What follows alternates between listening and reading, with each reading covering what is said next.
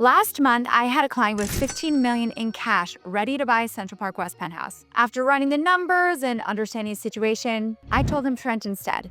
And it will save him over $2 million in the next 3 years. Now, if you're debating whether to rent or buy luxury real estate in NYC, this could be the difference between building wealth and losing it. I'm Erin Wheelock, and today I'm sharing the exact framework I use to help high net worth individuals make crucial decisions. The rent versus buy decision in New York's luxury market isn't like anywhere else in the world. We're talking about 20,000 plus monthly rents versus 5 million plus purchases, where the math doesn't always work the way you'd expect it. The wrong choice can cost you millions in opportunity cost, tie up your liquidity when you need it most, or leave you stuck in the wrong property when your life changes. But here's the thing, there's actually a scientific way to make this decision, and it has nothing to do with emotion or what you think you should do. So let's start with some numbers that might surprise you. In Manhattan's luxury market, the average luxury rental yields only 2.8% annually for property owners. Luxury buyers pay an average of $47,000 per year in property taxes alone. Co-op maintenance fees average $2.50 a square foot monthly. That's $7,500 a month for a 3,000 square foot apartment. The average luxury buyer stays in their property only 5.2 years. Here's what this means. If you buy a $6 million apartment, you're looking at roughly $15,000 monthly in carrying costs before your mortgage payment. Meanwhile, you could rent a comparable property for $18 to $25 monthly, maybe $30 monthly, with zero additional expenses and complete flexibility. So I've created a luxury rent versus buy calculator that factors in all of these hidden costs, plus your specific tax situation and investment alternatives. It's the same tool I use with my clients, and it might shock you with what it reveals about your situation. You'll have to reach out to me to get that one. So now let's talk about timeline and flexibility. If you're planning to stay less than 5 years, renting usually wins. But here's why. Transaction costs on an $8 million purchase can hit $800,000 between broker fees, legal costs, taxes, and moving expenses. You need significant appreciation just to break even. But if you're planning 7+ years and love the specific property, buying starts to make a whole lot of sense, especially for new development. This is where most people get it wrong with the opportunity cost. That $6 million down payment could earn 7 to 8% annually in diversified investments. That's $420,000 to $480,000 per year in potential return. Your luxury apartment needs to appreciate by that much annually just to match what you could earn elsewhere. And that's before considering all of your carrying costs. Let's talk about lifestyle priorities. Luxury renters get building amenities, doorman service, and maintenance included with zero responsibility. Luxury owners get customized rights, stability, and potential appreciation. One client told me, "I want to wake up every day knowing this view is mine." Another said, "I never want to deal with a co-op board approval again." I get it. They both make the right choices for their priorities. Now let's talk about tax implication. This gets complex quickly. If you're in the highest tax bracket, mortgage interest and property tax deductions can be valuable. But New York's SALT cap limitations means you might not get the full benefits. Plus, if you're not a New York resident for tax purposes, owning luxury real estate here can create unwanted tax complications. Now let's talk about market timing. Right now, we're in an interesting market moment. Luxury has definitely gone up, and you would think that it's giving more negotiation power to renters, but the truth is, unfortunately, renters don't have a lot of negotiation power right now after the FAIR Act went into play. Who is it helping? Not the tenant. Sorry. Meanwhile, mortgage rates are affecting buyer demand, creating opportunities for buyers who understand the dynamics and maybe some renters. Want to know exactly how these factors apply to your specific situation? Well, you're in luck. I offer a complimentary strategy session where we analyze your timelines, finances, and goals to determine your optimal path. No sales pitch here, just clarity on what makes sense for you. Book your session using the link below. But now let's talk about a couple of real clients, shall we? Okay, I will never forget this fabulous tech executive who chose to rent. $2.5 million budget, loved the Upper West Side, planning to stay 3 to 4 years, but then we found him a stunning 3-bedroom rental at $28,000 a month instead of buying at $6 million.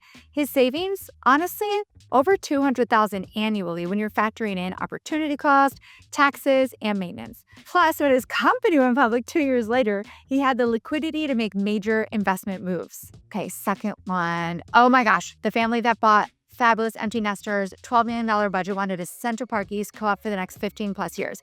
They prioritized stability, customization, and building relationships in their dream building. The monthly carrying costs were actually less than comparable rentals, and they've seen an 18% appreciation in 2 years. It can happen. How about another? Oh my gosh, international clients. Of course, London-based clients, split time between New York and Europe is at you. It's so many. We found this guy a pied-à-terre purchase for $4 million that he uses 4 months yearly. Then he does rent it out part of the other time because he is in one of the very few buildings that will allow an Airbnb. Now there are requirements. There is a hotel tax. There is a lot involved in that. I just want to be clear, it's not everywhere, but we can find it. Call me, I'll tell you where. Cash flow is positive while giving him his perfect New York City base. Sometimes the answer isn't rent or buy, it's a little bit of both, you know?